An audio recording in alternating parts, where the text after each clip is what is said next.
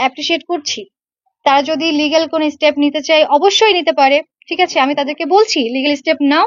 আমি যেসব প্রুফ গুলো আপনাদেরকে তুলে ধরতে পারবো না, সেই সব প্রুফ গুলো আমি সেই ক্ষেত্রে গিয়ে ইউজ করব।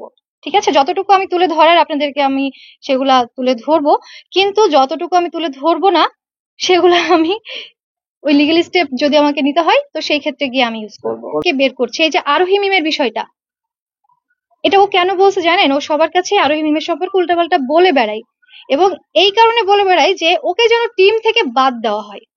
বুঝছেন, দেখবেন যে সামনে হয়তো আরোহী মিম বাদ, ঠিক আছে, কিন্তু সাথী থেকে গেছে।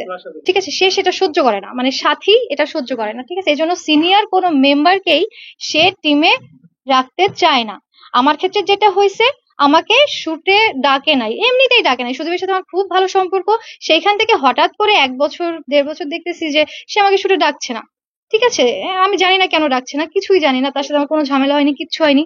ঠিক আছে, পরবর্তীতে যখন আমার কাছে সব মেম্বাররা অভিযোগ দিছে একে একে যে আপু আমরা হয়তোবা কাজ করতে পারবো না, হয়তোবা বেরোয় যাবো, তুমি একটা কিছু করো। হ্যাঁ, মানে ওদের জায়গা থেকে ওরা আসলে আমার কাছে কিছু এক্সপেক্ট করে আসছিল যে আপু সজীব ভাইকে বললে হয়তোবা কাজ হতে পারে, হ্যাঁ, ঝামেলাটা হয়তো শেষ হয়ে যাবে। কিন্তু আসলে সেটা হয়নি, কারণ একমাত্র সাথী যদি টিমে থাকে তাহলে আসলে ঝামেলা কখনোই শেষ হবার ছিল না।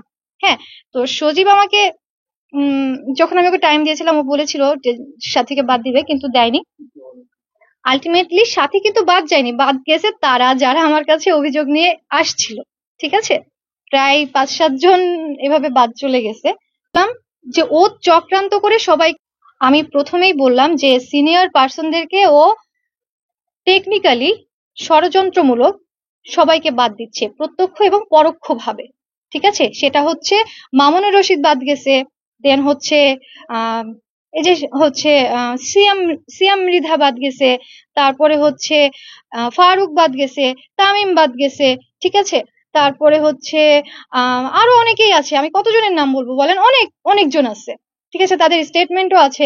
তো এই যে এরা বাদ যাচ্ছে, এগুলো কিন্তু সাথীর কারণেই যাচ্ছে।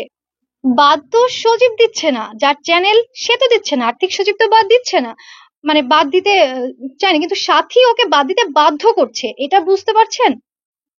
কেন হচ্ছে কি যে সাথী ওকে বাদ দিতে বাধ্য করছে? কারণ সে তার প্রভাবটা খাটাতে চায়। আরোহী মিমের কারণে হয়তোবা সে তার প্রভাবটা খাটাতে পারছে না। দেখেন, সবাইকে কিন্তু আস্তে আস্তে বাদ দিয়ে ফেলছে, এখন আরোহী মিম আছে। ঠিক আছে, এখনো চাচ্ছে আরোহী মিমও বাদ যাক, কিন্তু সজীব চাচ্ছে না আরোহী বাদ যাক। ঠিক আছে, এজন্য কিন্তু এখনো আরোহী মিম টিকে আছে। না, সংবাদ সম্মেলন এটা আসলে হঠাৎ করে আমাকে বলা হয়েছিল, সেজন্য মানে আমি আসলে এভাবেও যে হবে সেটা আমি বুঝি নাই। ঠিক আছে, আর আম, তিথি বা ওদের হচ্ছে অন্য জায়গায় ইন্টারভিউ আছে, তারপরে শুট আছে। আর আরোহী মিম আসলে ও তো টিমে কাজ করে, তাই না?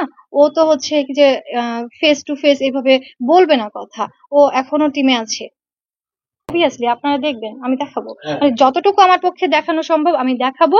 এবং আমি বললাম যে মানে যেগুলো দেখানোর না সেগুলো আমি অন্য জায়গায়, মানে আদালতে যদি যেতে হয় তো সেক্ষেত্রে আমি দেখাবো, মানে কিছু প্রুফ আমি আমার জন্য রাখবো। ঠিক আছে।